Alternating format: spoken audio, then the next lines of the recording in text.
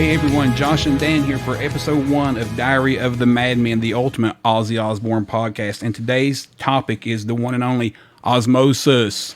Yes. Dan, are you ready for this one? I am. You know how special this album is to both of us. I mean, obviously it's the reason why we picked it to lead the show off with the first episode. It's just the most underrated album, I'm going to say in Ozzy's catalog and maybe in music history. I love it. That's a hard point to argue for me also. Ozzmosis definitely holds a special place in my heart. It is the first studio release after I became a fan of Ozzy. When I became a fan was during the retirement period, so I thought I'd never see him or hear new music from him again, so I was definitely pumped for Ozzmosis when it came out. I know this is a special album for you for that reason alone. I mean, you can't really beat the albums you fall in love with artists, right? For me, Diary was definitely special to me because that's the album that I discovered him on. And I know No More Tears is like that for you, right? I'm the elder statesman of the crew here, but I just can't wait to talk about this album and really dive into the details for sure. But how's your week been? What's been going on in your life? Not much, man. Not much. Right. So on top of that, as you know, I moved into a new house last week. I started a new job last week. We had to prepare for this podcast. Just like you, I'm recording and writing music. It's just been, it has been insane to say the least. So to me, this is a great sidetrack from my daily life just to talk about something that we both love and brought us together. Well, one thing that our listeners probably will not understand, but we can let them know right off the top, is Dan and I have a history going way back of chatting on the internet about Ozzy Osbourne. We've been in group chats. We've had Facebook Messenger going for years and years discussing everything Ozzy that you can think about. And finally, we decided to bring it public and do this on a public platform to where other fans can listen to us who have the same interests and the same ideas that we have, battling albums or discussing albums, talking about certain tours, talking about certain musicians, Ozzy related, things like that. Absolutely. And it's great to bring to everybody the enjoyment. You brought me for the last how many years we've known each other. So it's going to be a lot of fun. Absolutely. So with that said, today's topic is Ozzmosis. Ozzmosis is Ozzy's 7th studio album and was recorded in Paris and New York City with producer Michael Beinhorn. It was released October 23rd, 1995 through Epic Records. The effort peaked at number 4 on the US Billboard 200 and number 22 on the UK album charts. Ozzmosis has been certified double platinum by the Recording Industry Association of America and has sold over 3 million copies. Wow. Actually, it sold 127,000 copies in its first week alone to put it at number 4 in the US. Absolutely. I mean, it's mind-boggling. Absolutely amazing. It charted higher than No More Tears. Matter of fact, it is his highest charting album until Black Rain in 2007, which, I mean, most people don't realize how epic and huge Ozzy still was in 1995. I mean, I think people try to rewrite history sometimes, but make no mistake about it, Ozzmosis was a huge impact with that, and then, of course, the Ozfest to follow right on the heels of it. So, absolutely. 127,000 albums in his first week, charting number 4 for his highest in his career in the U.S. Well, and that said, album sales, especially the first week, are often an indicator of, one, a strong single, and of course, Ozzmosis had a strong single with Perry Mason right out of the block, right? But two, they're reflective of the previous album, and of course, No More Tears was massive. Massive. I mean, absolutely massive. Yeah, and Apple still doesn't have it listed as an essential album by Ozzy, which still blows my mind, but that's beside the point. They only have Blizzard of Oz listed as essential albums for Ozzy Osbourne. I kind of don't understand that one. Yeah, they don't know. Ozzmosis, of course, Zakk Wylde back on guitar. Yeah, Geezer on bass. Yeah. But the surprise for me was always Dean Castronovo on drums. What do you think about Dean? Yeah, I love Dean Castronova. I followed him even when he was playing, I think he played on a lot of Shrapnel stuff, and he was a drum virtuoso. I know he did Bad English and, eventually Journey and all this other stuff, but he is one badass drummer. I was so stoked when I heard that Dean Castronova was going to be playing on this album. Yeah, definite badass. I remember I had a bootleg VHS tape live in Chile, 1994. No, it was 95, but it was before Ozzmosis came out. And Dean was on drums on that tour. Man, he was absolutely phenomenal. And I remember he was headbanging. He was like playing all the songs and drumming, but headbanging at the same time. Yeah. And I thought, man, you don't see drummers headbang very often. That's so damn cool, It's amazing. I actually have the audio of that bootleg. I do not have the video. Yeah. But I'm sure I've seen it somewhere. It's a great show. But that said, I don't believe him and Ozzy hit it off very well. In Ozzy's book, he refers to Dean Castronovo as Limo Man. Do you remember that story? I do. I know Ozzy did not like his live performances. He loved him in the studio, but for some reason was not a big fan of his live show. You know, this is a little off topic, but I've always felt like Ozzy really, he prefers a slightly bland drummer. Well, right. I kind of agree. I think he likes a powerful drummer, but not one that overplays. I don't think he likes overplaying drummers. And Dean Castronovo, he's going to overplay. He's going to do his thing because he's Dean Castronovo, and that's kind of what he does, you know? You know, maybe it has to go back to Bill, because Bill was such a different style, because Bill was kind of a busy drummer, right? Mm-hmm. Bill Ward, for people that don't know, the drummer for Black Sabbath. And you know, maybe to him that kind of makes him feel like, oh, we're going to that Sabbath territory, you know, of, you know, having somebody that's more like Bill considers himself, right, a percussionist. He says it all the time. And maybe Ozzy for his solo stuff wants a little bit more of a four on the floor straight beat.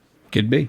And, you know, Ozzy's known, let's be honest, the X-Men. You know, it's all about the guitar players. Randy Rhoads, Tony Iommi, Zakk Wylde, Jakey Lee. I mean, the list goes on and on. And I think Ozzy enjoys featuring the guitar players. And, you know, I think with busy drums, he feels like it takes away from the guitar players a little bit. I think he just really enjoys featuring guitar players on his albums. So I think that's a little bit to do with it also.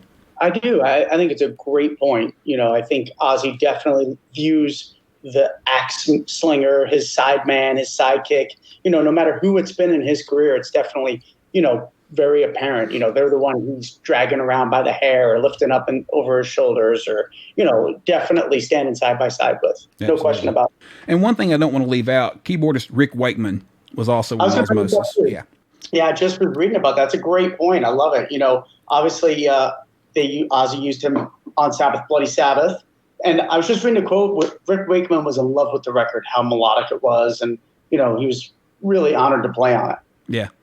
Well, and of course, you know, we can't overlook it, because when the album was released, the big conversation was that Geezer Butler was actually back on this record. You know, a lot of fans thought he was on No Rest for the Wicked. Of course, he wasn't. That was indeed Bob Daisley, as most fans know.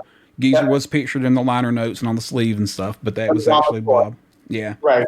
But this was the true return of Geezer Butler. And, you know, Geezer co-wrote some songs on this album. So I think having Geezer back definitely was exciting for fans also. Yeah, it's a great point. You know, Geezer's trademarks all over this record. The bass playing is fantastic. Yeah. I wish Geezer would have stayed. I think it kind of annoyed Ozzy a little bit that Geezer left after this album. You know, obviously Geezer went to go do his own solo project, but Ozzy was very adamant that he could have done both. And, you know, I think Ozzy really wanted him to stay. I think Ozzy liked this lineup, you know, especially Geezer and Zach playing together. Yeah. Well, and then when Randy Castillo comes back for tour, right. I mean, you know, for me, in my mind, when I fathom the Ozzy solo band, I see Randy Castillo on drums, and I think Ozzy does also. Yeah, it's funny. I see Tommy Aldridge, but, you know, that definitely, you know, Randy as well. Randy Castillo, you know, I've seen so many times in concert. He was fantastic, you know. No question. And of course, you know, Geezer also, you know, he co-wrote a little bit on this album, which is, you know, kind of interesting when you really think about it. You know, an Ozzy solo album, you know, co-written with Geezer for a few songs. He co-wrote Thunder Underground and My Jekyll Doesn't Hide. So that was pretty cool. He did contribute to the album, you know. He did. And actually, both of those songs were written in the studio. So I'll get into it more, but they were definitely last-minute additions to the record. Yeah. You know, and of course, having Zach back is always critical in making it sound like a classic Ozzy album. Yeah, for sure. And I think Zach was flirting with Guns N' Roses at the time. They were kind of going back and forth on if he was going to join Guns N' Roses or not. I don't know if he was ever officially offered. I think it was discussed, but never actually put on the table for him. Right. So. And Zach has 5 or 6, 1, 2, 3, 4, 5, 6 writing credits on just the 10 songs that made the album, of course. Yeah. Yeah, so he wrote, 60% of the record. So definitely highly contributed to the creative process of this record. Well, and he wrote 60% of the record for an album that had many songs already written before he came back on board. That's the recording sessions and writing sessions for Ozzmosis went on for years. Yes, we're going to go. You know. I'd love to expand on that at the end of after we talk about it, because that's exactly right. And there's so many. This is probably, I'm so glad you said it, because I think what people don't realize, this is Ozzy's most prolific era. I mean, people don't realize that. I mean, it was 4 years between these two records, right? No More Tears is 91, Ozzmosis October of 95, right? But Ozzy was so prolific during that time, and nobody, even though he's semi-retired, of course, because he was diagnosed with MS, which also people don't realize, which was a false diagnosis. But I think it's a great point, Josh. He wrote a ton in this period. Yeah, and initially you had the 4 songs for the demo, which were Voodoo Dancer. You had See You on the Other Side, Perry Mason, Tomorrow. Is that correct? Well, I think Voodoo Dancer is actually just a total different recording session with Jack Blades and Tommy Shaw. Voodoo Dancer was later, with the Styx guys. That's right. I think the original 4 were Perry Mason, Old LA Tonight, See You on the Other Side, and Tomorrow. Tomorrow, yeah. And those were recorded with the original lineup of Randy Castillo, Mike Inez, and Zakk Wylde, right? Right, correct. And, that's really Mike Inez's only recording with us. Yeah. Not playing No More Tears. I think a lot of people don't realize that. I kind of overlook it myself, that when you hear the See You on the Other Side demo, that is Mike Inez. Yeah, for sure. Mm-hmm. And that was later released on the Prince of Darkness box set. For those that don't know, the See You on the Other Side demo had a little bit of a saxophone moment, which threw a lot of fans off. I personally love it. I thought it was great. It is cool. I like the Ozzmosis version better, but the saxophone is cool. Well, I remember reading years back that See You on the Other Side was one song that was written potentially to be added to the Live and Loud CD. Correct. That's right. So, just like he did with Black Sabbath Reunion, right? They added those 2 songs. Yeah. That was definitely going to be the Live and Loud scenario. Yeah, there was initially going to release some bonus tracks on that, but then the release ended up long enough that they didn't really have room for them, so then they just pushed them over. If I'm not mistaken, I think Mike Inez is also on the Living with the Enemy and the original demo of Amy. That would make sense. Yeah, I'm pretty sure, because they recorded 6 songs with Michael Wagner, and I believe that they were basically told, you're going to write No More Tears Part 2. That's what we're going for. That's correct, yeah. And they were 6 songs in, and all of a sudden the record label came out and said, hey, we're stopping this. We want a record that sounds like Soundgarden. And to Michael Beinhorn, right? Yep. Yeah. That's correct. Beinhorn. How do you pronounce that? Beinhorn? I say Beinhorn. I don't know. It's probably Beinhorn. I'm from the South, man. I can pronounce it however I want to. It doesn't matter. I love it, man. Yeah. So that's how Michael Beinhorn got into it, because they wanted to build on the success he had with Soundgarden. So what do you think about Perry Mason right out of the gate as the single? Was it the right decision? For sure. I feel like Perry Mason is the logical next step to the song No More Tears. No More Tears is not a very heavy record. It's very much more rock-centric. But No More Tears, the song, incredibly heavy, right? And I think Perry Mason, that riff that Zach's playing, it's, dropped to C-sharp tuning, just like No More Tears is. It's a brilliant single. And, we'll talk about the bridge too. I mean, Ozzy's melody is fantastic. And, the one thing that I really want to get into is his performance on Ozzmosis vocally, probably the best of his career from a range standpoint. Obviously, he hits his highest note in his career, and I Just Want You. Michael Beinhorn did a wonderful job, even though it drove Ozzy a little crazy. It kept him out of the studio for 6 years. But, man, did he do a great job of getting the best out of Ozzy. Yeah, Ozzy's made no bones about it that he did not enjoy the recording process of that album. But to be fair, anytime someone works Ozzy, he tends to struggle to enjoy the recording process of that album. And I think Michael Beinhorn absolutely pushed him as hard as he could to pull something out of him. And in reality, I think he did. Like you said, I Just Want You, he hits the highest note of his career. But there's so many moments in that album where vocally Ozzy sounds like he did in 1975. Right, I agree. It's amazing. I've always thought Sabotage was his best vocal performance in Black Sabbath, and I think Ozzmosis is his best vocal performance solo.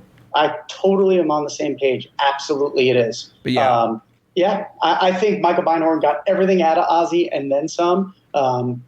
Perry Mason, what a guitar solo by Zach too, right? Everything about that song. I remember when it first got released, this is before the internet and things were so easy to just download or listen to. And a friend of mine told me, he said, the new Ozzy, they're playing it on the local radio station, WXLR. And I was like, no shit. So I called them and I said, hey, are you guys playing the new Ozzy song? And they said, yes, sir, we are. I said, can I please request it? They said, we'll have it out for you. I waited by that recorder for legit almost 90 minutes. That synthesizer hit. They didn't introduce it. They didn't say, hey, new Ozzy coming up. That synthesizer hit for Perry Mason, and I knew in an instant. Slapped that record button on that cassette tape, recorded it, Burned that cassette tape up for the next month and a half until the release came out. Absolutely loved Perry Mason. You know, one story about Perry Mason that I always found ironic, though, and interesting. Have you ever heard the story, and I didn't read this, I heard it in an audio interview somewhere, honestly, not very long ago, where Zakk Wylde admitted that when he first heard the demo for Perry Mason, that he threw it out of his car window? No, I'd never heard that. Have me and you ever discussed that before, personally? No, I don't think so. Zakk knew very much what you said, that he had written the music for No More Tears Part 2. He thought it had that feel to it. It was going to be the distinct follow-up for No More Tears, right? And he said when he received his copy of the demo and the lyrics that Ozzy had thrown on it was Perry Mason, that he thought it was corny and childish, right, and he didn't enjoy it. And he said he physically rolled down his window and flung the demo out of the window. Interesting. Yeah. It's an odd topic. I'm not. For one, it's odd for Zakk to ever cross Ozzy and say anything negative. He never does. So that was a weird statement. But I think he's telling the truth. I think at that point, Ozzy and Zakk were going in a little bit of a different direction anyway. And I think he really probably may have been frustrated with what he saw as corny lyrics. But Zakk did later say in the same interview that it worked out in the long term. It's a great song. He loves the song. Just that at that time and at that time frame, he wanted a serious nature song like No More Tears was. Yeah, and he succeeded. It's definitely right in that same genre. No question about it. Yeah. But also written by John Purdell. I want to make sure we throw that in there as well. So it's written by Ozzy, Zakk Wylde, and John Purdell. And I'm just going to get this off my chest now. For all these assholes that claim Ozzy doesn't write, which drives me up the fucking wall. You know, anybody has ever written a song in their life and tries to write the vocal melody understands it's the most crucial and hardest thing to write for a song. And it boggles my mind that they don't understand that the melodies Ozzy writes is what makes Ozzy amazing. Yeah. You know, outside of, of course the guitar players are great. You know, everything's great about it. His voice is fantastic. You know, it's different, which is why I think you and I love it. And nobody sounds like Ozzy. But the melodies he writes, and I'm going to harp on this, every podcast we ever do just is second to none. No one can touch the melodies. 100%. The melodies are why we're still discussing these songs today. That's right. You know, there's a reason that London Bridge is falling down and all that has carried on for all these years because they got great melodies. They have great melodies. And the melody is easily, it's the hook of the song. It's the catch of the song. I mean, what song without a great melody has stood the test of time, you know? Yeah. And lyrics are great. Lyrics are important. And am I blown away and indebted by the great work Bob Daisley has done in his career, how important Bob Daisley was to his career, how important, Lemmy was to his career. Probably Geezer, so many penmen. Yeah, of course. It's crucial, but anybody will tell you, if you read Bob Daisley's book, if you read all of the interviews that Geezer writes about, Ozzy is a stickler. He writes his melody, and you have to phonetically put that lyric to his melody exactly. And if you read between the lines, it's very clear that Geezer hates it. He hates it because it has to be perfect, a perfect fit, and he despises it. Yeah, no question about it. Yeah. So sorry to go off on my side rail. No, I agree totally. And not to mention, Ozzy has written some lyrically also. It's not like he doesn't write lyrics either. I mean, he does. Not only that, but just he always has the theme of the song. He knows what he wants the song to be about. He thinks so far ahead. You know, I remember an interview. Randy Rhoads was still alive, and I read an interview. I, of course, read it later because I was only 2 when Randy passed away. But Ozzy, he had this, he's forward thinking. He said, my next album will be called Bark at the Moon. Album after will be called Killer of Giants. He already knew these themes he wanted going forward on these albums. Right. Actually, it was backwards. His third album was going to be called Killer of Giants, and his fourth album was going to be called Bark at the Moon. And for some reason, he flip-flopped. I was actually thinking that when I said it, and I knew you'd call me out on it. But sorry. But yeah, it's a great point though. He knew Blizzard of Oz, Diary of a Madman, Killer of Giants, Bark at the Moon. 4 records. Yeah. But Jake must have played that riff, and it must have instinctively, made him think Bark at the Moon. But we'll get into all that. Let's get back to Ozzmosis. So track 2. Yeah. I Just Want You, written with Jim Valance. What do you think? Very interesting choice of songwriting partners, for one. For those that don't know, he's very well known for writing for Bryan Adams. He's helped co-write some of Bryan's biggest hits. He's written for everyone, though. Aerosmith, Kiss, so many different bands. Yeah. Yeah. But I Just Want You, to me, was always a little bit of a departure for Ozzy. That song has always felt a little different, but it's different in a totally good way. When I think Ozzmosis, I just want you to use it my favorite track on the album, but it's what the album sounds like, if that makes any sense at all. Every album, I have a song that represents that album for me. What that album sounds like. Not my favorite, just what the album sounds like. And mine for Ozzmosis is I Just Want You. Yeah, it's such a distinct sound, right? I don't think there's another song in Ozzy's catalog that sounds anything like it. So I think you're spot on, Josh. Yeah. For me, it's got the best outro in Ozzy's career. I mean, I think vocally, it just gives me chills. And it's one of the rare songs on this record because lyrically it's kind of all over the place. But, I really relate to, I don't care about anything. I just want you. You know what I mean? I always think of my wife on this song. Oh, for sure. I thought you meant me for a minute. I was going to say, cool, man. I want you also. I want you too, John. Absolutely. But, lyrics are fantastic, on this song. Yeah, and we can't let it pass either what a completely awesome music video it had. It was insane. It was so great. Strange and creepy, but it was an awesome music video. Perry Mason had a cool video also. It did. Absolutely. Joe Holmes makes an appearance, of course. Joe Holmes makes his first appearance, and that was a huge deal. There's always some confusion to the casual fan on who's on the damn album. You know what I mean? Like you see, Joe Holmes is on the Perry Mason video, and then you're like, oh, Joe Holmes is on this album. It's like, no, this one's Zach, but Yeah, exactly.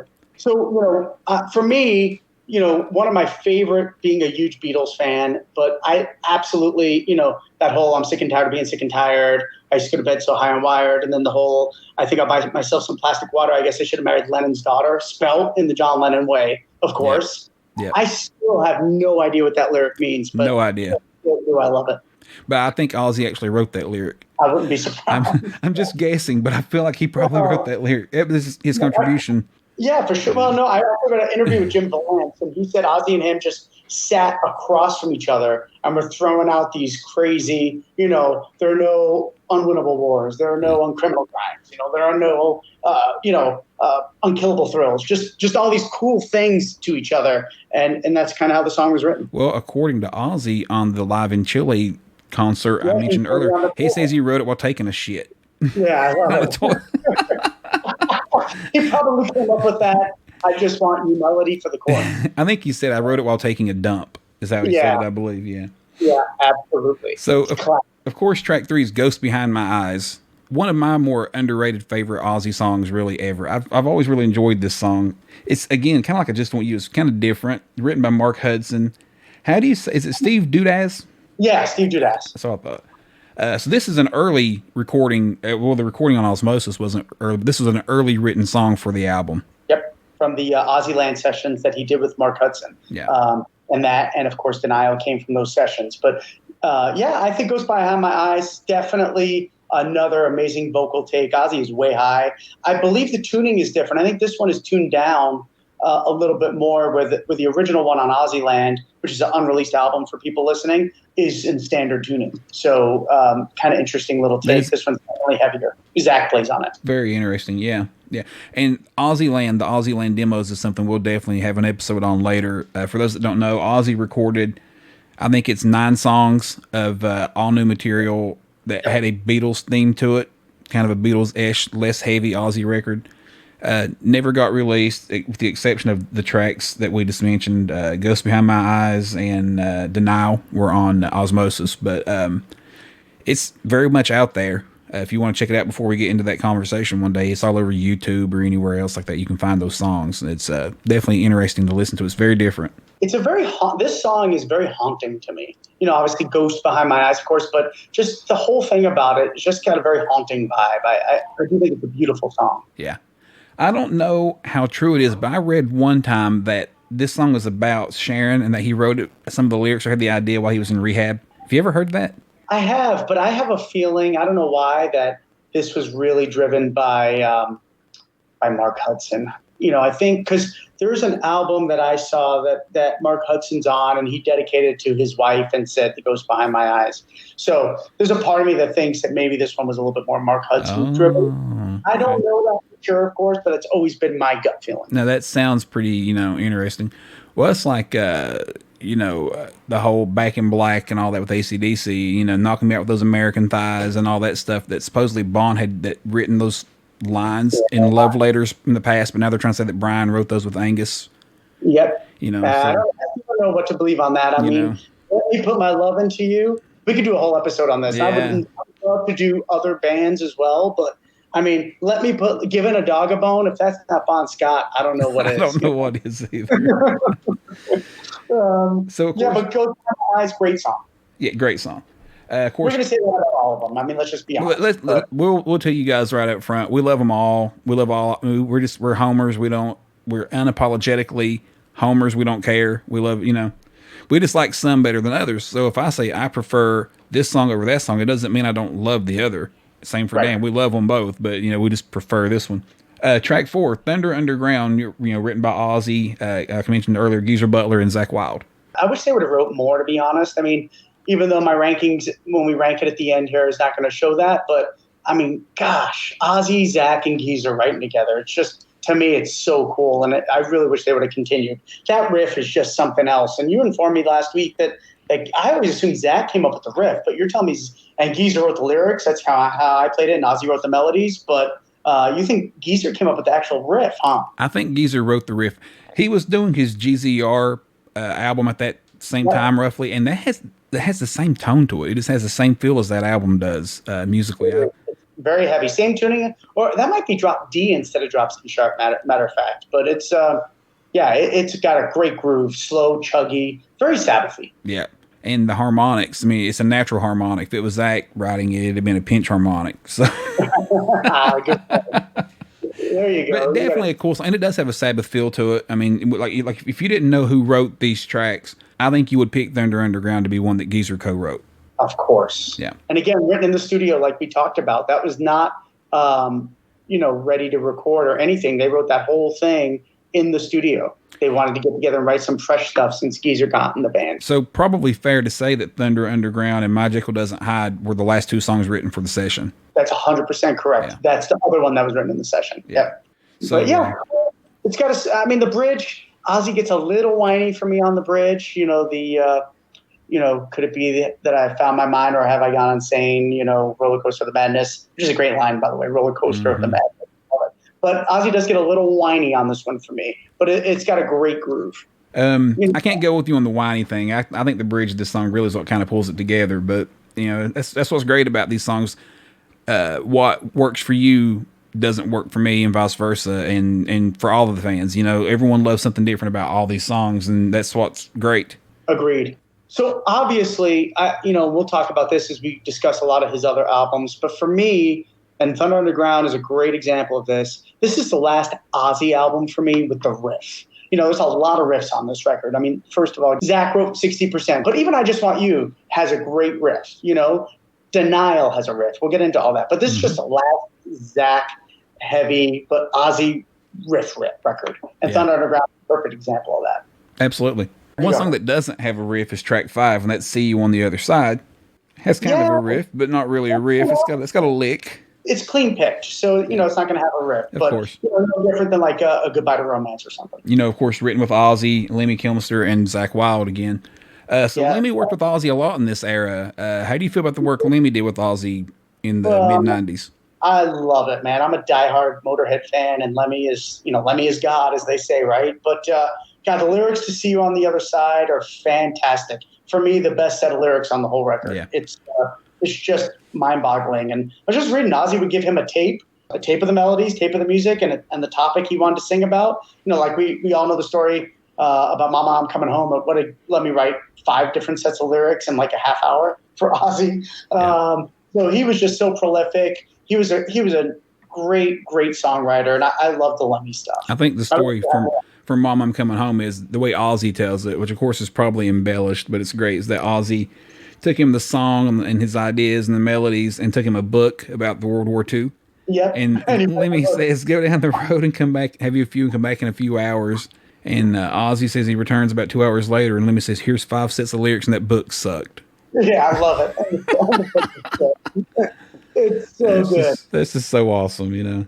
But see, another great outro, by the way, on this one. I love the outro. Absolutely. I think Ozzy just sounds fantastic, and I love when Ozzy's singing, vamping like that at the end. It's just beautiful. Yeah, just such a beautiful song, and a song that's the one that if you're with your girlfriend or your wife, you throw that one on, because it's such a beautiful song, and the the lyrics are something we all can relate to. Anyone that's lost somebody, and growing up in a Southern Christian home, the line where it says, "I'm going to see you when it comes to glory."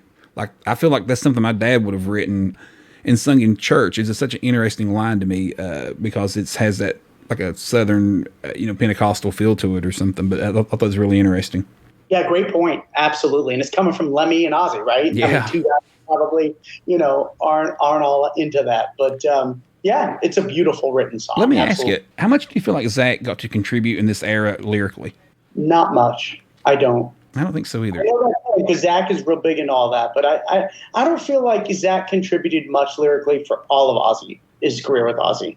I was just reading an article, too, where he talked about how, him and Ozzy wrote time after time together, but Ozzy contributed all those lyrics. And you think if they're just writing together, the two of them, because that's the writing credit on it, that would be when Zach would maybe start putting in a little bit more lyrical ideas. I think that's what the guitar player did. He was relegated to writing the music. Ozzy used, obviously John Purdell and Dwayne Barron a lot. He used Lemmy, obviously Bob Daisley his whole career, but in the later stuff, Kevin Churko, I just don't think that Zach contributed a lot lyrically. Yeah. But again, See You on Their Side, definitely one of the most powerful ballads of Ozzy's career, I think.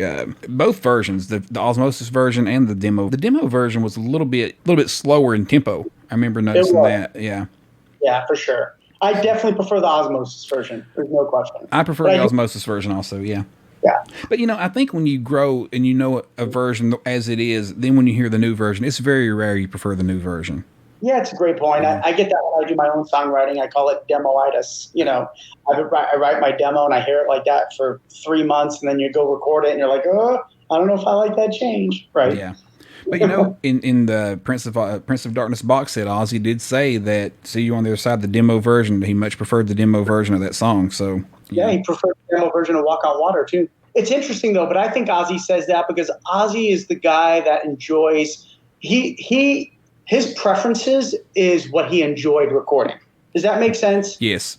He had such a miserable time recording with Michael Beinhorn that, of course, he thinks the demo version, he probably had a great time with, Michael Wagner and John Purdell and Dwayne Barron. I think that even bleeds down to his set list. I really do. I mean, if you look, he never plays songs off of Ozzmosis anymore. He only played 2 coming out of the gate with the album. He played Perry Mason and I Just Want You. Perry Mason was dropped after a few months. I'll tell you what, the first time I saw him on this tour, he didn't play anything. It was nothing. I was so mad.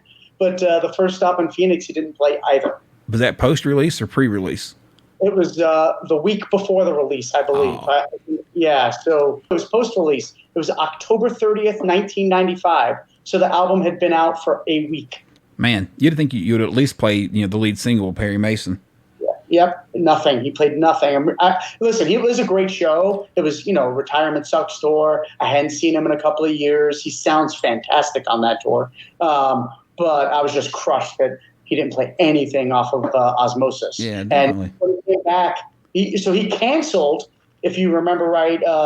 Then they did that live recording that they aired on all the radio stations across the reschedule across the country, which is there's a ton of great bootlegs off that Ozfest tour in 1996. It was recorded October 25th, 1996 in Phoenix. And that he did play both I Just Want You and Perry Mason on that. Yeah. Good memories. I remember they released the DVD of that, or I guess at the time it was a VHS of that. Yeah. Right. Yeah. I was there. It wasn't just Ozzy. It had everyone. I had like Slayer was on that and all kinds of different bands, right? That's right. Yeah. Absolutely. Yeah, it's the first Ozfest show, actually, before California. Before the actual tour. Yeah. It was just the one night. Yeah, he did Phoenix and L.A. only. I was blown away. It was amazing. All right, next up is Tomorrow. Another very heavy kind of Perry Mason, No More Tears epic. This one I think is widely underrated as well. Great lyrics, just, great riff by Zach on this one. I think this one, and I think maybe Perry Mason, the best guitar solo on the record. You know what I find funny? They said that initially, we want you to write No More Tears Part 2. It's well known, like we talked about earlier. He gets with Michael Wagner. They record 4 or 5 songs, 6 songs. Then they come in and we want a new sound to sound like Soundgarden. Right. To me, Tomorrow sounds more like Soundgarden than any song on the record. But yeah, it was originally one of the first few songs written with Michael Wagner in the studio years back. Right. And they haven't released a demo tomorrow, which is kind of interesting. Yeah, the rest of them have kind of seen the light of day somewhere, and this one really hasn't. I'd like to hear that. Yeah, me too. I wonder how different it is, you know.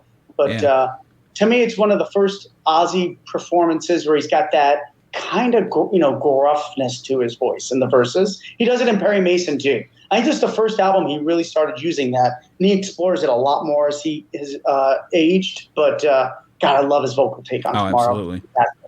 And the lyrical content also, it seems like such a deep song when you listen to it. You know, it feels like a heavy song lyrically. Like, man, there's a lot going on here, you know? Yeah, absolutely. You know, there seems to be, I was really trying to figure it out. There's definitely seems to be maybe some anti-religion in there.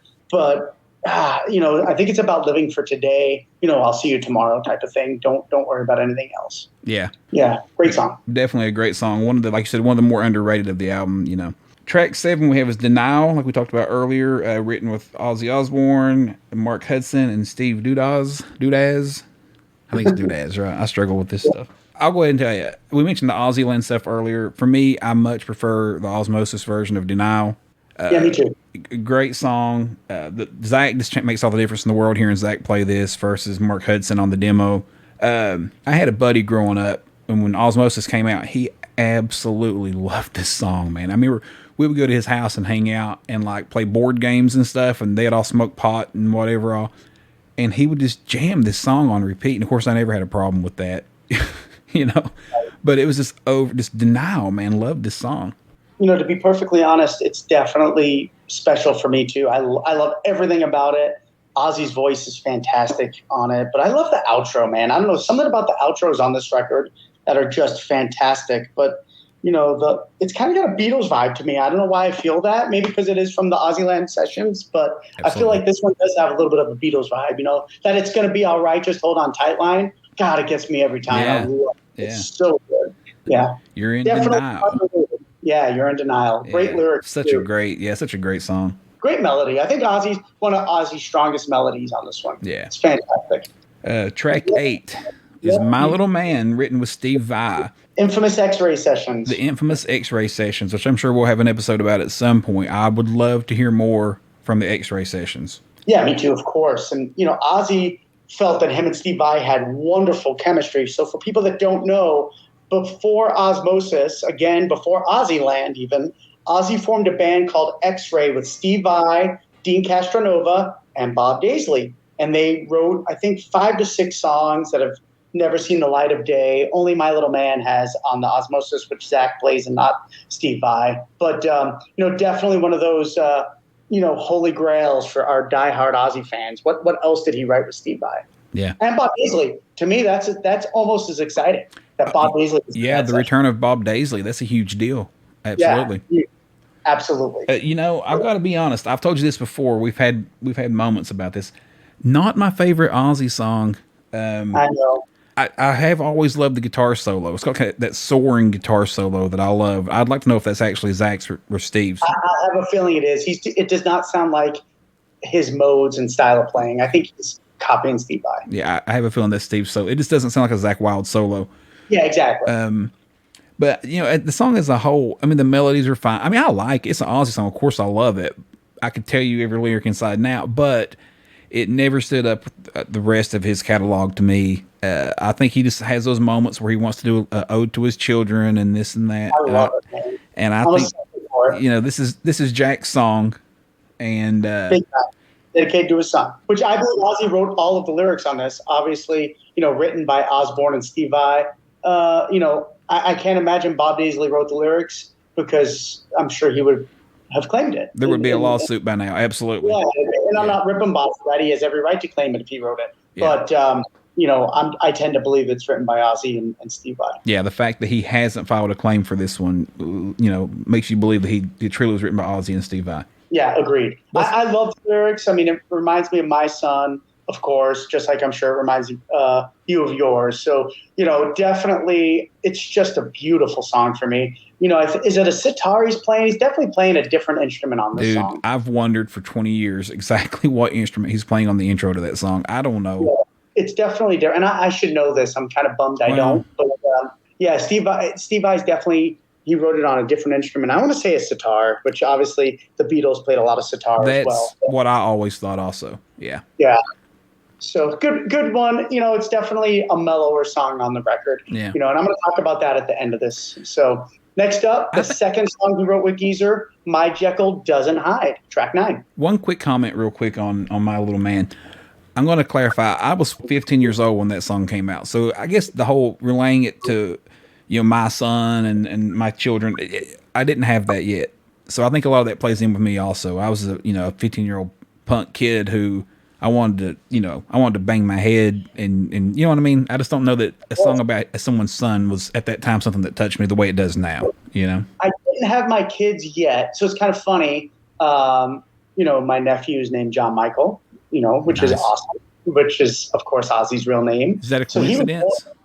I don't know. My brother's a big Ozzy fan, but he's not obsessive like I am. But I think it is coincidence. But so I always associate this song with my nephew for that reason. He was born right after, this came out, and then he was born not too far after. And for me, I always think of my nephew, and it's very special for that reason. Awesome. So next up, My Jekyll Doesn't Hide, another rager, heavy song. This one I tend to believe was written by Zach instrumentally, probably lyrically Geezer. So another Ozzy, Geezer, Zach Wilde writing credit. I always really liked this song. Love the riff. There is a riff. Love the riff in this song. I love the verse riff when he does the descending rhythm. Dun, dun, dun, dun, dun, dun, but then he ascends on the lead on the rhythm with the squeals. Thought that was such an interesting touch, that the way those offset each other, but it still worked. It's such a cool lick. It is, and there's squeals all over the place, which also makes me believe Zach probably wrote it. But agreed. Yeah, great observation. I love that descending, ascending kind of play on each other. I actually think, for me, and it's probably because Geezer is on the track, but the vocal melody of the verses, the condemned by violence, condemned to violence, arrested by pain, very, very Sabbathy to me, that whole part. Very Sabbathy, yeah. Yeah. Just a good song, man. It has so much energy. I mean, really, that's what I want out of Ozzy albums. I like heavy energy and then strong ballads. And My Jekyll Doesn't Hide, to me, is a song that would fit on almost any era Ozzy record. Yeah, I agree. And I love the bridge, right? Waiting to die for the very first time. The very first time, yeah. Yeah, I love it, man. That's such a great line. And I love Ozzy. And a great bass, too, on the song, right? I really want to point out Geezer on that. That whole bass part in the middle is fantastic. Geezer's bass in general on the whole album sounds phenomenal. The rhythm section on this album, Ozzmosis, is different from most Ozzy records in that the rhythm section really was a heavy rhythm section with a bassy tone. Whereas we mentioned earlier that he tends to feature the guitar players, and Ozzmosis does also. But this rhythm section with Dean Castronovo and Geezer Butler is definitely a heavy rhythm section, and it's a boomy. It's the most Black Sabbath sounding album I thought he had put out solo ever. Yeah, that was going to be my point when we were done, but I'll get to it now, which is a lot of people rip on this album for being mellow. And there are a lot of ballads on it, Goes By My Eyes, See You on the Other Side, My Little Man, Old LA Tonight. But the counter, and this is why I think I love the album so much, the counterpoint to it is it's got some of his heaviest songs of his career. Perry Mason, Thunder Underground, My Jekyll Doesn't Hide, Tomorrow. I mean, those songs are heavy, really, really heavy. One beef I have, though, with the whole too many ballads, you have ballads. And when I hear a ballad, I think of like Here For You or, Tonight. And those are like love songs, right? Right. Ghost Behind My Eyes, it's a ballad, but it's also lyrically, the content is dark.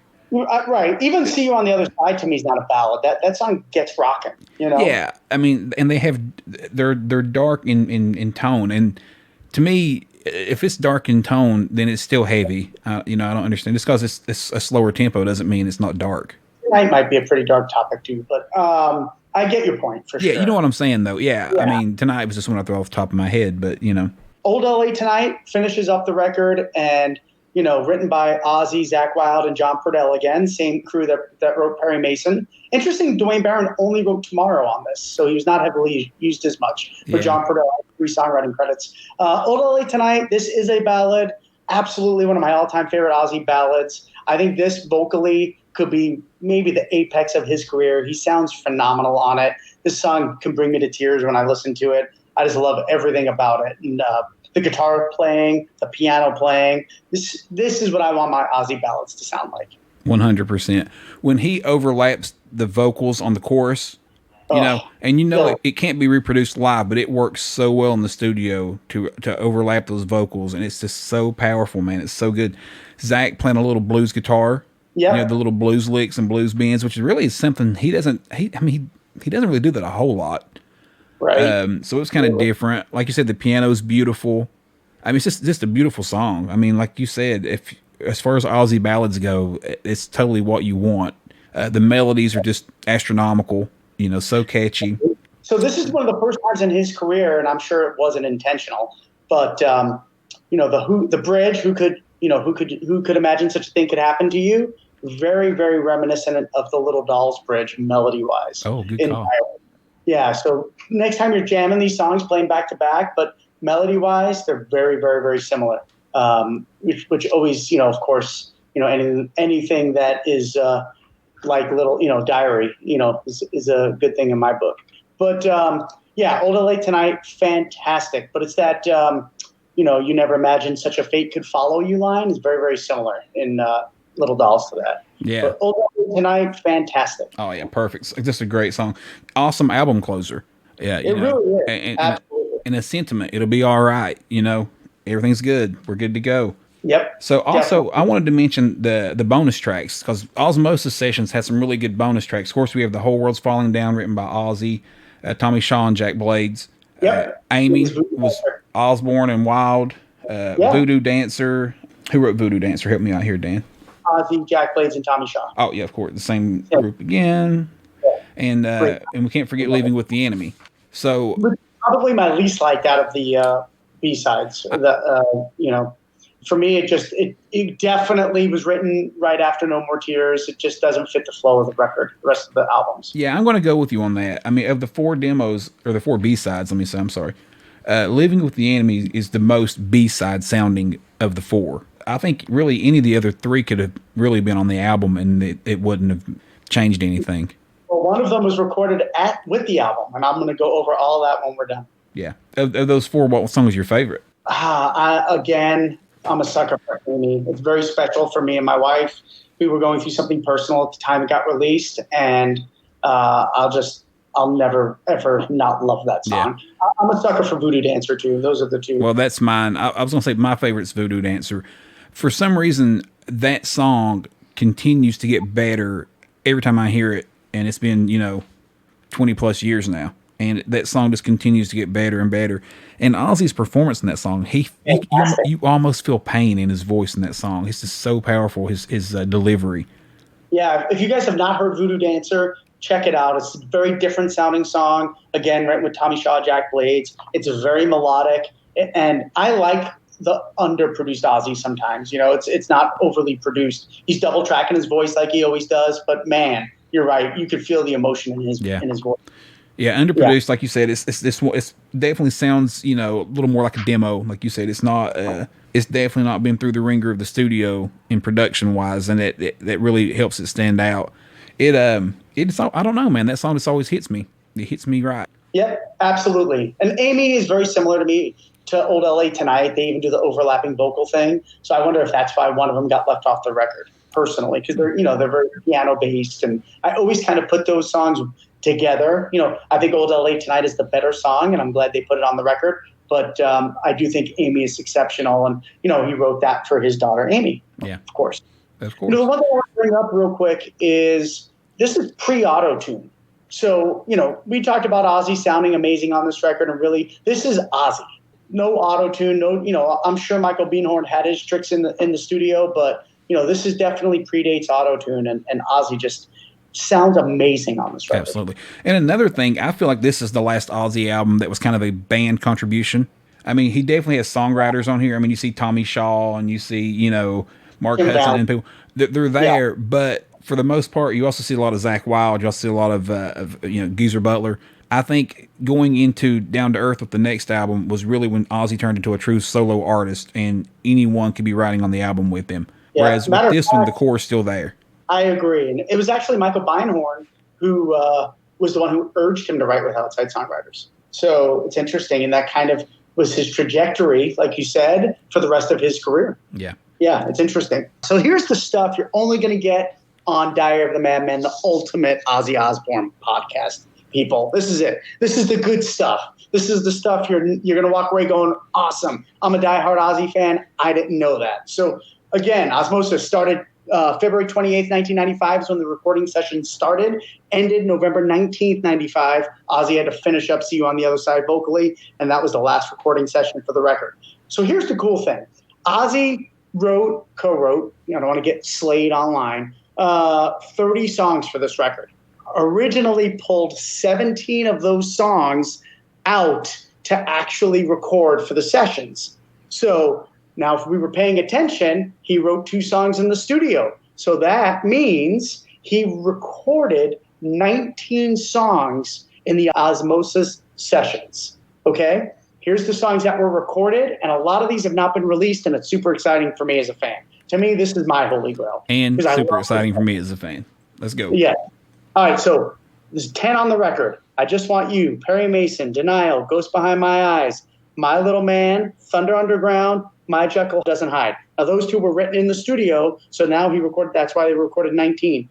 See You on the Other Side, Old LA Tonight, and Tomorrow. Those are the 10 that are on the record. That leaves 9 additional songs, right? 2 of them have been released. One of them, the previously talked about, Whole World's Falling Down. That was recorded at the same sessions as all of these Ozzmosis sessions. The other one that was recorded during this time that was released is the amazing, shout out to our buddy Ryan, Back on Earth, which was recorded and released on the Ozman Cometh Best Of compilation.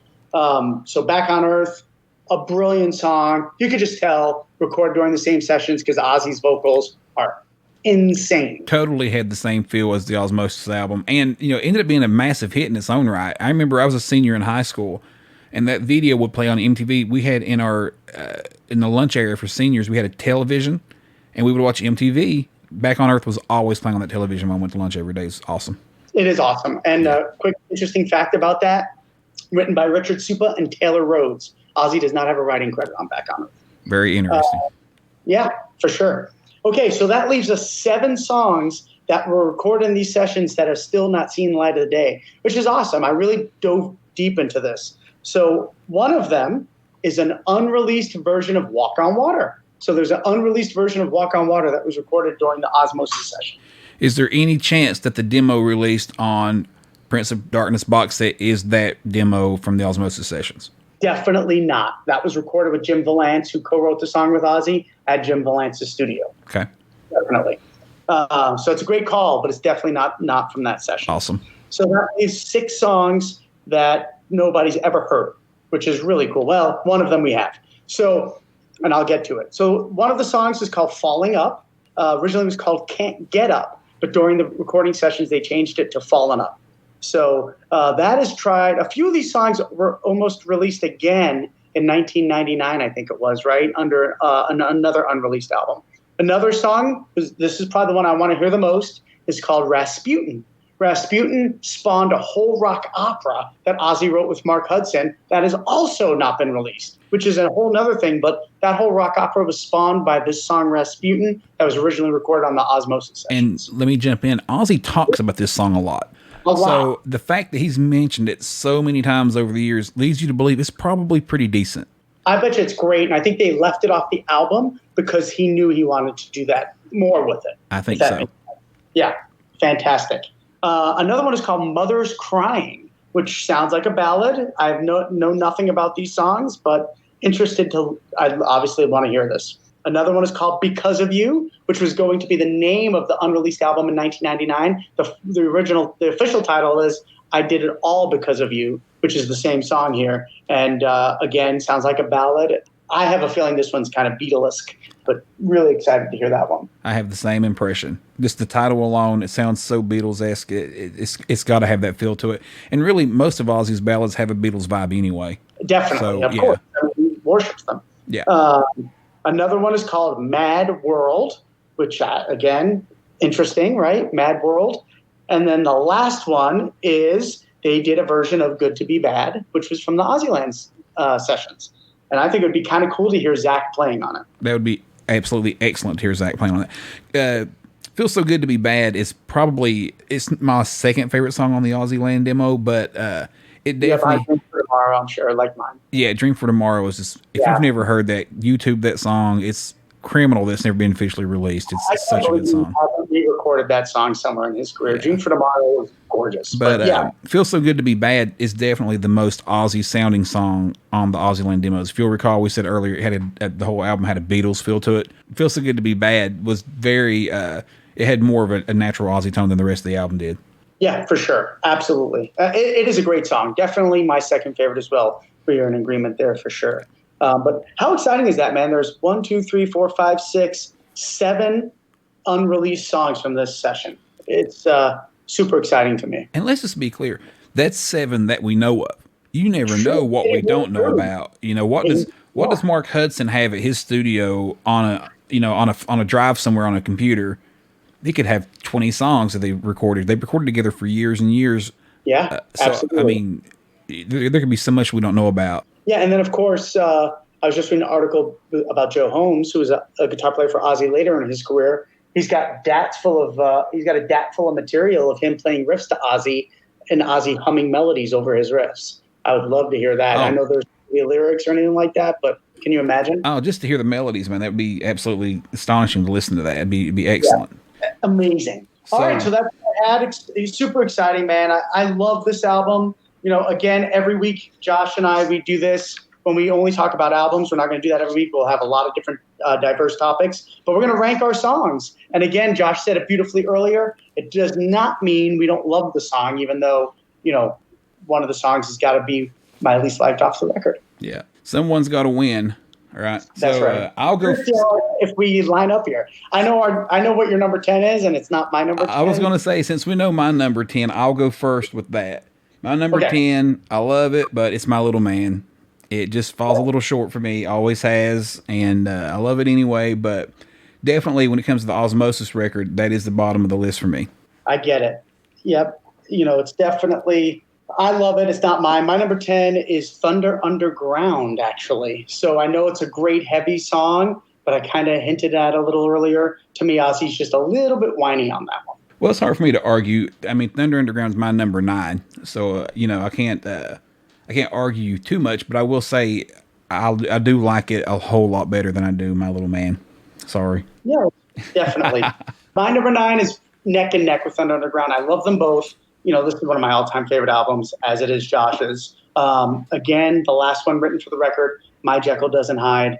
You know, I love the stuff he wrote with Geezer. I wish they would have done more, but just this album is so amazing that these songs, as good as they are, I think My Jekyll Doesn't Hide is a little bit better than Thunder Underground. It just isn't quite up to par with the rest of the record. Yeah, I kind of agree. I think my number 8 is going to be My Jekyll Doesn't Hide also. Like I said, it's your prototypical Ozzy song. I definitely love the energy of it.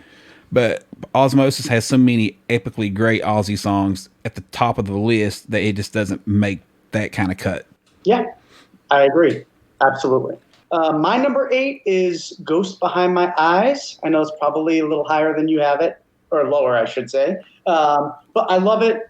Again, I think this one, I might enjoy the demo a little bit more. It's close. Ozzy, I think I like the tuning better on the demo, but it's really, really good. It's a great song, but definitely I think there's some stronger songs on it. Yeah, totally agree.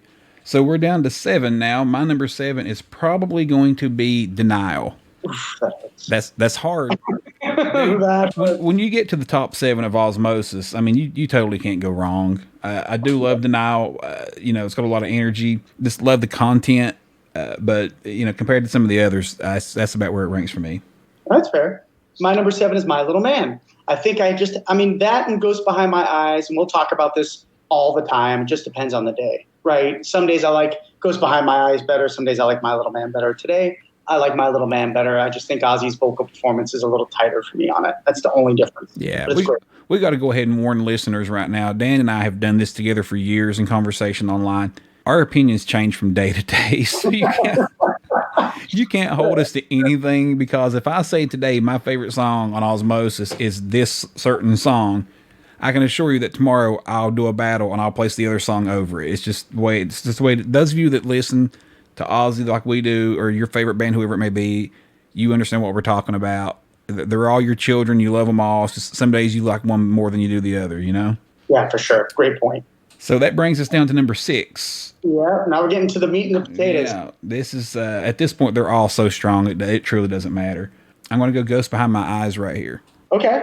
The song, it's so creepy. I've always really enjoyed this song. I just like the content. I've always played it and sung it a lot on guitar and stuff around the house and things like that. It's just a fun song for me. It is a great song. Absolutely. I think it's fantastic.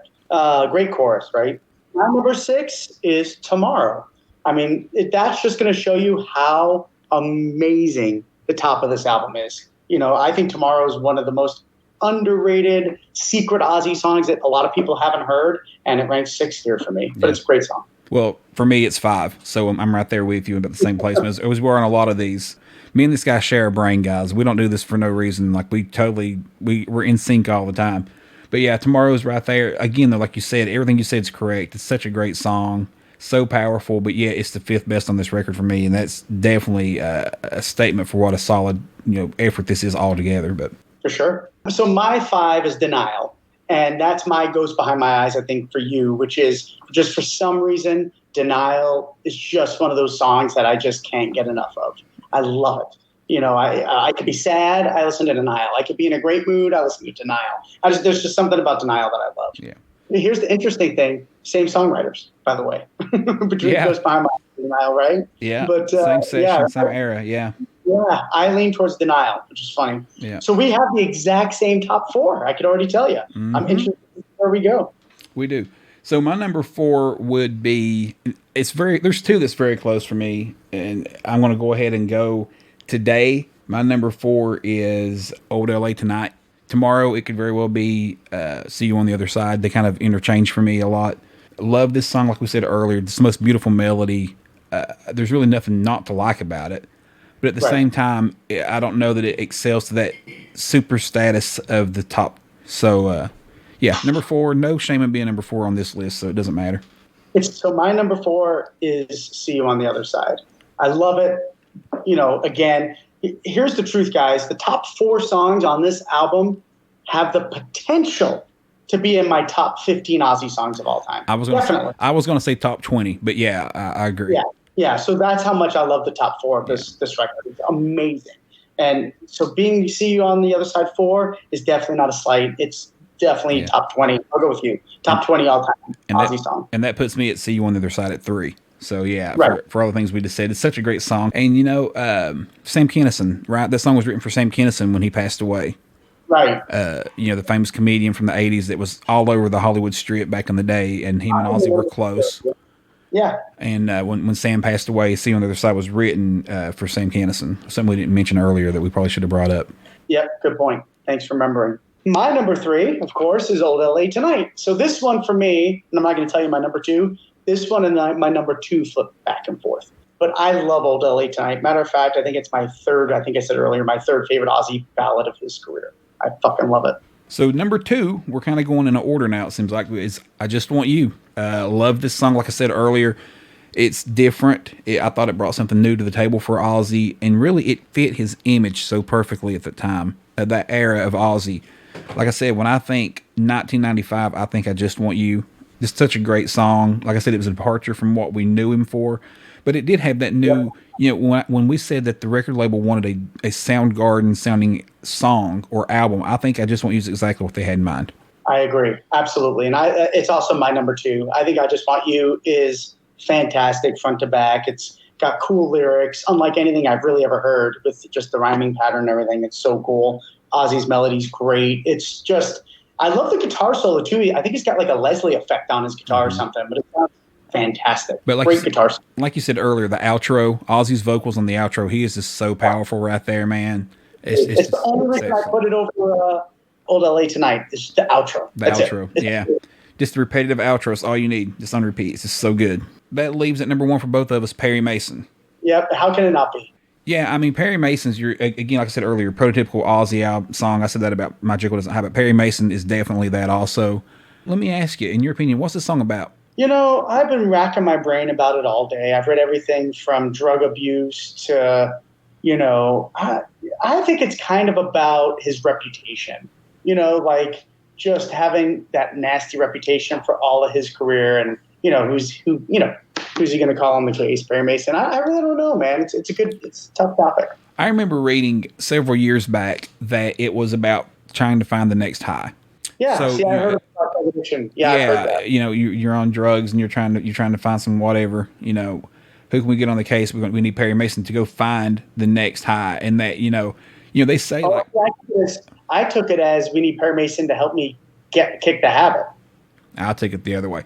Like they say if you do cocaine or certain drugs that you can never achieve the high you received the first time or two. Right. And that I always took this song as we need Perry Mason to find that high. We need to find how can we find that high again. Interesting. I might be thinking way too much into it. It's draw a line and draw me an arrow, and I always think you're drawing a line of coke, stuff like that. I don't know, man. It's just so weird. I mean, Geezer plays the Perry Mason theme a little bit at the beginning, which is really cool. Mm-hmm.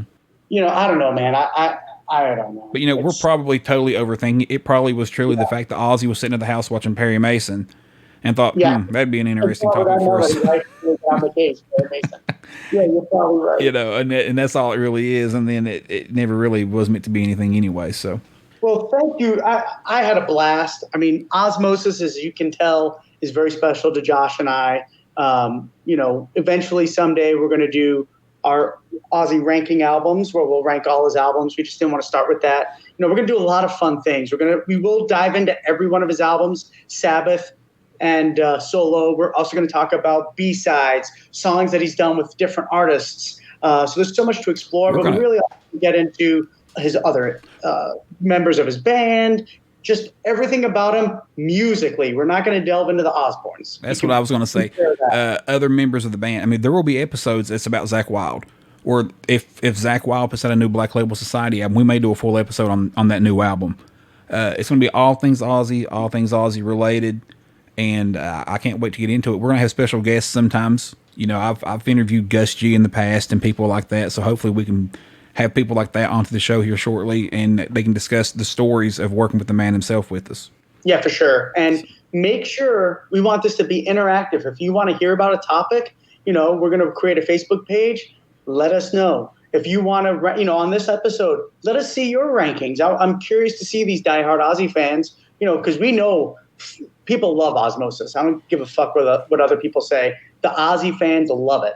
And we want to see your ranking. What's your favorite song? What's your least liked song? Yeah, Ozzmosis is known to have mixed reviews, but I don't think it has mixed reviews among fans. Agreed, absolutely. And I want to know, is your mind blown that there's 7 unreleased tracks from these sessions? I know that's what I'll always go back to, because that's what us Ozzy fans are always searching for. More. Remember to tune in, tell your friends about us. Diary of the Madmen, the ultimate Ozzy Osbourne podcast. We're going to try and do this every week, and be sure to tune in next time. And thank you to Bod's Mayhem Hour and John Bod's Martin. Mayhem Hour is our sponsor. He takes care of us, and we definitely couldn't be doing this without him. We want to give them a shout. Give Bod's Mayhem Hour a follow on Facebook, Twitter, Twitch, YouTube, whatever you listen on, your podcast. Follow them on everything also. He interviews he's had Zakk on the show several times. I mean, this guy's knocking it out of the park also. All right, thanks, guys. Talk to you next week.